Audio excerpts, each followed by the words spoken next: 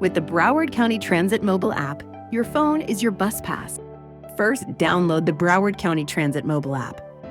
Each user will need their own device and account. Then click Login and select Sign Up to set up your account and add your information. You will also be prompted to name your wallet. To buy your passes, select My Passes and click Add Funds.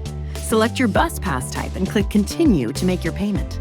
Enter your debit or credit card details. You can also save your payment method.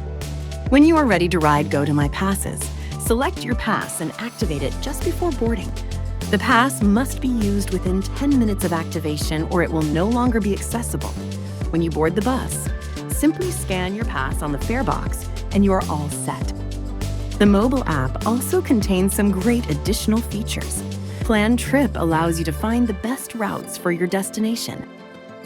Routes allows you to view all Broward County Transit routes.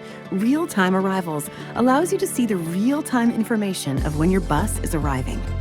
Lastly, for any questions, refer to all the contact information under Contact Us. Thank you and enjoy the ride. For more information about the mobile app or bus pass sales, visit broward.org/BCT.